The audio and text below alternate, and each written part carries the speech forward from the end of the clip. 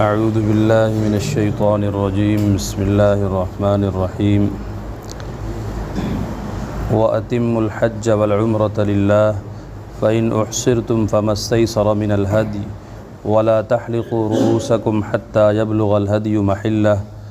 فَمَنْ كَانَ مِنْكُمْ مَرِيضًا أَوْ بِهِ أَذًى مِّن رَّأْسِهِ فَفِدْيَةٌ مِّن صِيَامٍ أَوْ صَدَقَةٍ أَوْ نُسُكٍ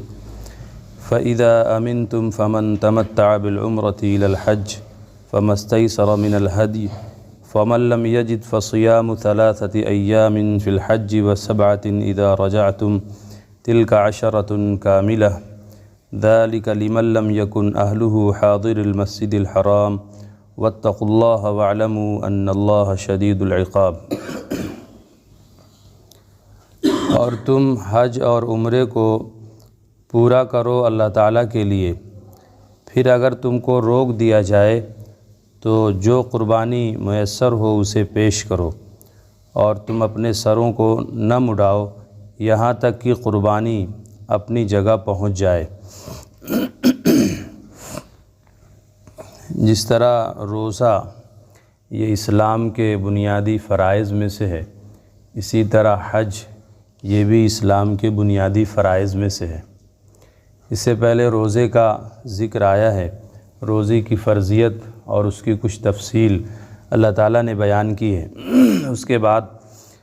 اب حج کے بارے میں اور حج کی تفصیل یہاں سے اللہ تعالیٰ کچھ ذکر فرما رہے ہیں۔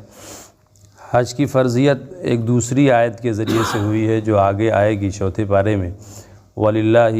عَلَى النَّاسِ حِجُّ الْبَيْتِ مَنِ اسْتَطَاعَ إِلَيْهِ سَبِيلًا۔ اس آیت کے ذریعے سے حج کی فرضیت ہوئی ہے کہ لوگوں پر حج فرض ہے جو وہاں جا سکتے ہیں، یعنی حرم جا سکتے ہیں، مکہ جا سکتے ہیں، جن کے اندر اس کی استطاعت ہے، یعنی آنے جانے کا خرچ برداشت کر سکتے ہیں، اور اسی طرح جو جسمانی اعتبار سے صحیح سالم ہیں، جسمانی اعتبار سے بھی صحیح سالم ہیں اور راستہ مامون ہے اور آنے جانے کا خرچ وہ برداشت کر سکتے ہیں، اور اسی طرح آنے جانے کی جو مدت ہے اس درمیان ان کے گھر والوں کا خرچہ بھی موجود ہے، تو ایسے شخص پر حج فرض ہو جاتا ہے، ایسے شخص پر حج فرض ہو جاتا ہے۔ پہلے زمانے میں پانی کے راستے سے لوگ جاتے تھے، کئی مہینے لگ جاتے تھے جانے آنے میں، وہاں قیام میں اور پھر آنے میں لمبا سفر ہوتا تھا، 2 مہینہ 3 مہینہ 4 مہینہ اس سے زیادہ بھی لگ جاتے تھے۔ تو ایک تو آنے جانے کا خرچ، راستے کا، کھانے پینے کا، کرائے کا، سواری کا، اور اسی طرح وہاں رہنے کا خرچ آدمی کے پاس ہو۔ اسی طرح اس درمیان 2 مہینے 4 مہینے جو آدمی رہے گا اور حج میں لگے گا، اس درمیان اس کے گھر والوں کا خرچ بھی اس کے پاس موجود ہو، یعنی اتنا مہیا کر کے وہ جا سکتا ہو، تو ایسے شخص پر حج فرض ہو جاتا ہے۔ اس زمانے میں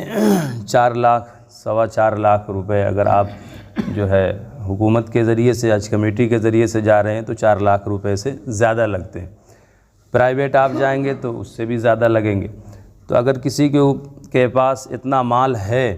تو ایسے شخص پر حج فرض ہو جائے گا، اور جس کے اوپر حج فرض ہو جائے تو اس کو فوری طور پر حج کرنا چاہیے، تاخیر پر ممانعت ہے اور بہت سخت وعید ہے، بہت سخت وعید ہے۔ لہذا جس کے پاس اتنا مال ہے اسے حج کرنا چاہیے اور فوری کرنا چاہیے، تاخیر نہیں کرنا چاہیے۔ حج زندگی میں ایک مرتبہ فرض ہے، چونکہ یہ ایک لمبا رکن ہے اور اس میں لمبا وقت لگتا ہے، تو اس لیے شریعت نے اس کو صرف زندگی میں ایک مرتبہ فرض کیا۔ نماز دن میں 5 وقت ہے اور ہر عاقل بالغ مسلمان مرد عورت پر ہے، کوئی بھی ہے، امیر غریب سب پر ہے۔ اسی طرح روزہ سال میں 1 مرتبہ ہے، 1 مہینے رکھنا ہے۔ زکوٰۃ وہ بھی صاحب حیثیت پر ہے، سب پر نہیں ہے۔ اسی طرح حج بھی وہ بھی صاحب حیثیت پر ہے، میں نے بتا دیا آپ کو حیثیت کیا ہے، وہ بھی زندگی میں 1 مرتبہ۔ زکوٰۃ ہر سال ہوگی، روزہ ہر سال ہوگا، نماز روزانہ پڑھنی پڑے گی، اور حج یہ زندگی میں صرف 1 مرتبہ فرض ہے، 1 مرتبہ ادا کر لیا، فرضیت ادا ہو گئی۔ اب آگے اگر نہ کرے تو وہ گنہگار نہیں ہوگا، اگر کر لے تو بہت اچھی بات ہے۔ تو زندگی میں 1 مرتبہ حج فرض ہے، اور وہ بھی صاحب حیثیت پر۔ عمرہ عمرہ یہ فرض نہیں ہے، نہ فرض ہے نہ واجب ہے، عمرہ سنت ہے، عمرہ سنت ہے، لہذا جس کو اللہ تعالی حیثیت دے اور توفیق دے وہ جا کر کے عمرہ کرے۔ عمرے کے ارکان ہیں، اسی طرح حج کے ارکان ہیں، اس کی تفصیلات ہیں۔ اس آیت کے اندر یہ بیان کیا جا رہا ہے کہ جو شخص حج اور عمرے کا احرام باندھ لے، جو شخص حج اور عمرے کا احرام باندھ لے تو اب اس کے لیے حج اور عمرے کو مکمل کرنا لازم ہے۔ جو شخص حج اور عمرے کی نیت سے احرام باندھ لے تو اب اس کے لیے اسے مکمل کرنا ضروری ہے۔ جب تک اسے مکمل نہ کر لے اس وقت تک احرام کھولنا جائز نہیں ہے۔ جب تک حج اور عمرے کو مکمل نہ کر لے اس وقت تک احرام کھولنا یہ جائز نہیں ہے، الا یہ کہ کوئی ایسی چیز پیش آ جائے کہ آدمی اس کی وجہ سے حرم نہ جا سکے اور حج کے ارکان اور افعال یا عمرے کے ارکان اور افعال نہ کر سکے، تو یہ مجبوری اگر پیش آ جائے تو ایسی صورت میں پھر دم دے کر یعنی قربانی ادا کر کے پھر احرام کھولا جا سکتا ہے، ورنہ اس کے بغیر آپ اگر احرام آپ نے باندھ لیا ہے حج کا یا عمرے کا، جب تک آپ اسے پورا نہیں کر لیں گے اس وقت تک احرام نہیں کھلے گا۔ چنانچہ حضور علیہ الصلاۃ والسلام جب عمرے کے ارادے سے آپ چلے، یہاں تک کہ آپ قربانی کا جانور بھی لے کر گئے اور آپ کو اور آپ کے صحابہ کو حدیبیہ میں روک دیا گیا، ان مشرکین کی طرف سے پابندی لگا دی گئی کہ آپ جو ہے مکے میں داخل نہیں ہو سکتے، ایک مجبوری پیش آ گئی، تو آپ نے وہیں پر اپنی قربانی کا جانور ذبح کیا اور آپ نے اپنا سر مڈایا اور سارے صحابہ نے، اور پھر وہیں سے واپس آئے۔ لیکن اگر ایسی حالت میں، اسی کو محصر کہا جاتا ہے، یعنی شرعی اصطلاح میں اسی کو احصار کہتے ہیں، یعنی کسی نے احرام حج کا یا عمرے کا احرام باندھا ہے اور اس کو کوئی رکاوٹ پیش آ گئی، مطلب دشمن کی طرف سے کوئی رکاوٹ آ گئی، یا مطلب راستہ پرامن نہیں رہا، فساد ہو گیا، سمجھ گئے، یا کوئی اور بات پیش آ گئی، یا جسمانی طور پر آدمی ایسا مریض ہو گیا کہ آدمی حج ادا نہیں کر سکا یا عمرہ ادا نہیں کر سکا، ایسی حالت میں اس کے لیے کیا حکم ہے؟ تو اس کے لیے حکم یہ ہے کہ قربانی وہ ادا کرے گا، یعنی قربانی کا جانور پیش کرے گا جو حرم میں ذبح ہوگی، اس کے بعد پھر وہ احرام سے باہر ہو جائے گا، لیکن اس کے ذمے اس حج یا عمرے کی قضا لازم ہے آئندہ سال، اس لیے کہ اسے ادا نہیں کر سکا ہے، یہ اس کے ذمے میں لازم ہو چکی ہے، اب اگلے سال اس کی قضا کرنا ضروری ہے۔ فی الحال چھٹکاری کے لیے ہے کہ ایک قربانی کر کے وہ اس سے چھٹکارا پا لے گا، لیکن آئندہ سال اس کی قضا کرنا لازم ہے۔ چنانچہ حضور علیہ الصلاۃ والسلام نے اگلے سال پھر آپ نے جو ہے اس عمرے کی قضا کیا، جس عمرے سے آپ کو روک دیا گیا تھا اس عمرے کی آپ نے قضا کیا۔ اور تم حج اور عمرے کو مکمل کرو اللہ تعالیٰ کے لیے، پھر اگر تمہیں روک دیا جائے تو جو قربانی میسر ہو اسے پیش کرو، ایک جانور قربان کرنا پڑے گا، اور یہ جانور جو ذبح ہوگا وہ حرم میں، احناف کے نزدیک حرم میں، جو حدود حرم ہیں وہیں پر ذبح ہوگا، اس کے علاوہ کہیں ذبح نہیں ہو سکتا۔ جو جائے گا جس طرح بھی اس کو وہاں پہنچایا جائے گا اور وہیں پر ذبح ہوگا، اس کے علاوہ کہیں ذبح نہیں ہو سکتا، کسی کے بھی ہاتھ وہ بھیجے گا، وہ جانور جا کر حدود حرم میں، حرم کی حدود ہیں آج بھی ہیں، وہاں نشان لگا ہوا ہے ہر طرف سے الگ الگ، اسی دائرے کے اندر اور اسی حدود کے اندر جو ہے وہ جانور ذبح ہوگا، اس کے بعد ہی وہ حلال ہو سکتا ہے، ورنہ حلال نہیں ہو سکتا۔ وَلَا تَحْلِقُوا رُؤُوسَكُمْ حَتَّى يَبْلُغَ الْهَدْيُ مَحِلَّهُ، اور تم اپنے سروں کو نہ مڈاؤ یہاں تک کہ قربانی کا جانور اپنی جگہ پہنچ جائے، یعنی آپ سر مڈا کر حلال نہیں ہو سکتے جب تک کہ جو وہ قربانی کا جانور ہے وہ اپنی جگہ سے مراد یہی ہے، احناف کے نزدیک محلہ سے مراد ہے حدود حرم، یعنی حدود حرم کے اندر وہ جانور ذبح ہوگا، اس کے بغیر ان باہر ذبح نہیں ہو سکتا، اگر کسی نے باہر ذبح کر دیا تو احرام اس کا نہیں کھل سکتا، وہ احرام ہی میں رہے گا۔ دوسرے ائمہ کے یہاں گنجائش ہے، لیکن اپنے یہاں گنجائش نہیں، حدود حرم ہی میں وہ ذبح ہوگا، اس کے لیے وقت کی تعین نہیں، ہاں لیکن جگہ کی تعین ہے کہ وہ حدود حرم میں ذبح ہوگا۔ فَمَنْ كَانَ مِنْكُمْ مَرِيضًا أَوْ بِهِ أَذًى مِّن رَأْسِهِ فَفِدْيَةٌ مِّن صِيَامٍ أَوْ صَدَقَةٍ أَوْ نُسُكٍ، پھر جو تم میں سے مریض ہو یا اس کے سر میں کوئی تکلیف ہو تو روزے یا صدقے یا قربانی کے ذریعے فدیہ دے۔ ایک شخص ہے، اس نے احرام باندھ لیا، اب احرام باندھنے کی وجہ سے اب دائرہ کی جو احرام کی ممانعت ہے وہ اس پر لاگو ہو گئی، یعنی اب وہ بال نہیں کٹا سکتا، یعنی سر مڈا نہیں سکتا ہے، لیکن اب اس کو کوئی بیماری لاحق ہو گئی، کوئی تکلیف، پھوڑا نکل آیا سر میں بہت بڑا، بہت زیادہ سر میں جوں ہو گئی بہت زیادہ، جس کی وجہ سے اس کو تکلیف ہو رہی ہے، یا اور کوئی دشواری پیش آ گئی، تو اب وہ کیا کرے؟ تو کہہ رہے ہیں کہ اگر وہ سر مڈا رہا ہے، بال مڈا رہا ہے، تو اس کو فدیہ دینا پڑے گا، اس کو فدیہ دینا پڑے گا۔ فدیہ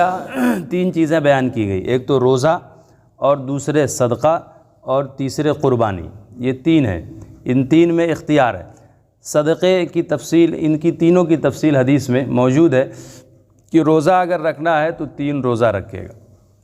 اور اگر کیا کہتے ہیں صدقہ دینا ہے تو پھر 6 مسکینوں کو کھانا کھلائے گا، یعنی 6 صدقہ فطر کے بقدر جو ہے وہ فدیہ ادا کرے گا، یا پھر 1 بکری ذبح کرے گا۔ قربانی سے مراد 1 جانور، 1 بکری ہے، یہ فدیہ دینا پڑے گا۔ اگر اس نے عذر کی وجہ سے ایسا کیا ہے، یعنی سر مڈایا ہے، تو اس کو یہ فدیہ دینا پڑے گا، یا تو روزہ رکھے 3 روزے، یا پھر صدقہ دے 6 مسکینوں کو، یا پھر قربانی دے، یعنی 1 جانور ذبح کرے۔ فَإِذَا أَمِنْتُمْ فَمَنْ تَمَتَّعَ بِالْعُمْرَةِ إِلَى الْحَجِّ فَمَا اسْتَيْسَرَ مِنَ الْهَدْيِ، پھر جب تم مامون ہو جاؤ تو جو حج کے ساتھ عمرے کا نفع اٹھائے تو جو قربانی میسر ہو اسے پیش کرے۔ کہا کہ جب امن کی حالت ہے، یعنی تمہیں کوئی دشواری نہیں ہے، اور تم حج کے ساتھ عمرہ بھی کر رہے ہو، حج کے ساتھ عمرہ بھی کر رہے ہو، تو تمہیں اس کے بدلے 1 قربانی پیش کرنی پڑے گی۔ یعنی اگر آپ حج کے لیے جا رہے ہیں اور اسی کے ساتھ آپ عمرہ بھی کر رہے ہیں، دونوں کر رہے ہیں، اسی کو کہا جاتا ہے حج تمتع یا حج قران۔ حج کی 3 قسمیں ہیں، اس کی تفصیلات ہیں، بہرحال میں مختصر بتا دے رہا ہوں۔ ایک ہوتا ہے حج تمتع، عام طور پہ جو لوگ انڈیا سے جاتے ہیں یا دوسرے ملکوں سے باہر سے جاتے ہیں وہ حج تمتع کرتے ہیں، یعنی پہلے عمرے کا احرام باندھ کر جاتے ہیں یہاں سے، اور عمرہ کرتے ہیں، عمرہ کر کے احرام کھول دیتے ہیں، حلال ہو جاتے ہیں، اور اس کے بعد جب حج کے ایام آتے ہیں تو پھر حج کا احرام دوبارہ باندھتے ہیں۔ ایسے ہی ہوتا ہے اپنے یہاں سے، ہندوستان سے جو لوگ جاتے ہیں یا دوسرے ملکوں سے جو لوگ بھی، یعنی حرم کے باہر، حدود حرم اور میقات سے، یعنی آفاق سے جو لوگ جاتے ہیں، ان کے لیے یہی ہے کہ وہ چونکہ پہلے پہنچ جاتے ہیں تو وہ عمرے کا احرام باندھ کر جاتے ہیں، اپنے یہاں سے عمرے کا احرام باندھ کر جائیں گے، عمرے کے افعال اور ارکان کر کے احرام کھول دیں گے، حلال ہو جائیں گے۔ اس کے بعد جب 7 ذی الحجہ ہوگی تو پھر حج کا احرام باندھا جاتا ہے، چونکہ 8 ذی الحجہ سے حج کے ارکان شروع ہوتے ہیں، 8، 9، 10، 11، 12، یہ 5 دن حج کے ایام ہیں۔ حج جو ہوتا ہے انہی 5 دن میں ہوتا ہے، بس 8، 9، 10، 11، 12، یہ 5 دن حج ہوتا ہے، سمجھ گئے؟ یہ 5 دن ایام حج ہے۔ تو حج کا احرام جو باندھا جاتا ہے وہ 7 سے باندھتے ہیں، عام طور پر 7 سے باندھ کر نکلتے ہیں۔ تو اس سے پہلے جو لوگ جاتے ہیں وہ عمرے کا احرام باندھ کر جاتے ہیں، اور وہاں جا کر عمرے کے افعال کر کے حلال ہو جاتے ہیں، اور اس کے بعد دوبارہ پھر حج کا احرام باندھتے ہیں۔ دیکھیے ایک سفر میں انہوں نے عمرہ بھی کیا اور حج بھی کیا، اسی کو کہا گیا کہ جو حج کے ساتھ عمرے کا نفع اٹھائے تو ایسے شخص کے ذمہ جو ہے قربانی واجب، اسی لیے ایک قربانی دینی پڑتی ہے اس کے شکریہ میں۔ تو حج کا پہلے عمرے کا احرام باندھا، پھر حج کا۔ ایک ہوتا ہے دونوں کا احرام ایک ساتھ باندھا جاتا ہے، عمرے کا اور حج کا، دونوں کا احرام ایک ساتھ، آپ یہاں سے ایک ساتھ دونوں کا احرام باندھ کر جائیں، یہ سب سے افضل ہے۔ حضور علیہ الصلوۃ والسلام نے یہی کیا تھا، آپ نے عمرے کا اور حج کا دونوں کا احرام ایک ساتھ باندھا تھا، ایک ساتھ باندھ کر جاتے عمرے کا، وہاں عمرے کے افعال کر کے پھر آدمی حلال نہیں ہوگا، یہی فرق ہے۔ عمرہ کے افعال کریں گے لیکن حلال نہیں ہوگا، احرام نہیں کھلے گا جب تک کہ حج کے افعال ادا نہ ہو جائیں، اس وقت تک احرام نہیں کھلے گا، اس میں بہت لمبا وقت رہے گا، اور اس میں پابندی بھی ظاہر ہے، لمبا وقت ہوگا تو پابندی بھی زیادہ ہوگی، اسی لیے اس کا ثواب بھی زیادہ ہے۔ بہرحال ان دونوں صورتوں میں چاہے حج عمرے کا احرام ایک ساتھ باندھے یا عمرے کا احرام باندھ کر جائے، حلال ہو جائے، اور دوبارہ پھر اسی سفر میں حج کا احرام باندھے، ان دونوں صورتوں میں قربانی لازم ہوتی ہے، قربانی دینا پڑتا ہے، سمجھ گئے؟ اسی کو یہاں بیان کیا گیا اس آیت میں، انہی دونوں کو اس آیت میں بیان کیا گیا۔ ایک تیسری صورت ہے کہ آدمی صرف حج کا احرام باندھے، صرف حج کے ایام میں گیا ہے، بہت سے لوگ عین وقت پہ جاتے ہیں تو وہ حج کا احرام باندھ کر جاتے ہیں، تو جو صرف حج کا احرام باندھے اور حج کے افعال کر کے حلال ہو جائے تو اس کے ذمہ قربانی نہیں ہے۔ عام طور پہ جو لوگ وہاں کے ہیں، حرم، حدود حرم کے ہیں یا میقات کے رہنے والے ہیں، وہ لوگ حج افراد ہی کرتے ہیں، یعنی صرف حج کا احرام باندھتے ہیں۔ جب تم مامون ہو یعنی عمل کی حالت میں ہو اور تم حج کے ساتھ عمرہ بھی کر رہے ہو تو تمہیں ایک قربانی دینی پڑے گی۔ فَمَن لَّمْ يَجِدْ فَصِيَامُ ثَلَاثَةِ أَيَّامٍ فِي الْحَجِّ وَسَبْعَةٍ إِذَا رَجَعْتُمْ، تو جو قربانی کا جانور نہ پائے تو حج کے زمانے میں 3 دن روزہ رکھنا ہے اور 7 دن روزہ رکھنا ہے جب تم واپس آ جاؤ، یہ کل 10 روزے۔ اب کسی کے پاس اگر قربانی کے لیے پیسہ نہیں ہے یا قربانی کا جانور نہیں مل رہا ہے تو پھر ایسی صورت میں روزہ رکھنا ہے، 10 روزہ رکھنا پڑے گا۔ 3 روزہ حج کے ایام میں رکھنا ہے وہیں پر، اور 7 روزہ جو ہے آنے کے بعد، وہاں سے آنے کے بعد، یعنی 10 روزہ رکھنا پڑے گا اگر کسی کے پاس پیسہ نہیں ہے قربانی کرنے کے لیے یا قربانی کا جانور ہی نہیں مل رہا ہے، ایسی صورت میں 10 روزہ رکھنا لازم ہے۔ تلک عشرۃ کاملہ، یہ مکمل 10 روزے۔ ذالک لمن لم یکن اہلہ حاضر المسجد الحرام، یہ ان لوگوں کے لیے ہے جن کے گھر والے مسجد حرام کے باشندے نہیں ہیں، مسجد حرام کے پاس رہنے والے نہیں ہیں، یعنی حج تمتع اور حج قران یہ ان لوگوں کے لیے ہے جو حرم کے اور اسی طرح میقات کے باہر کے رہنے والے۔ ایک حرم ہے، حرم کا دائرہ، اسی طرح ایک میقات ہے، میقات بھی ہے، سمجھ گئے؟ اور پھر اس کے بعد پھر حل آتا ہے، حل بھی ہے حرم کے بعد، اور پھر ایک آفاق ہے جو ہم لوگ ہیں۔ تو جو لوگ باہر کے رہنے والے ہیں، دور کے رہنے والے ہیں جیسے ہم لوگ ہیں، تو ان کے لیے یہ حج تمتع اور حج قران ہے، سمجھ گئے؟ یعنی حج کے ساتھ عمرہ بھی کر سکتے ہیں۔ باقی جو حرم کے رہنے والے ہیں یا میقات کے رہنے والے ہیں وہ لوگ دونوں ایک ساتھ نہیں کر سکتے، اس لیے وہ تو وہیں کے ہیں، وہ تو جب چاہیں گے تب عمرہ کر لیں گے، سمجھ گئے؟ تو ان کے لیے یہ نہیں، اسی کو کہا جا رہا ہے کہ یہ جو حکم ہے کہ حج کے ساتھ عمرہ بھی کرنے کا ایک ساتھ اور ان کے ذمہ قربانی ہے، یہ ان لوگوں کے لیے ہے جن کے گھر والے مسجد حرام کے پاس رہنے والے نہیں ہیں، یعنی وہاں کے باشندے نہیں ہیں بلکہ باہر کے ہیں، دور کے ہیں۔ واتقوا اللہ واعلموا ان اللہ شدید العقاب، اور تم اللہ سے ڈرو اور یاد رکھو کہ اللہ تعالیٰ سخت سزا دینے والا ہے، یعنی اگر تم نے اپنی جانب سے کمی کوتاہی کی۔ اللہ تعالیٰ عمل کی توفیق عطا فرمائے۔ جی سبحان اللہ وبحمدہ، سبحانک اللہم وبحمدک، اشہد ان لا الہ الا انت، نستغفرک ونتوب الیک۔ سبحان ربک رب العزۃ عما یصفون، وسلام علی المرسلین، والحمد للہ۔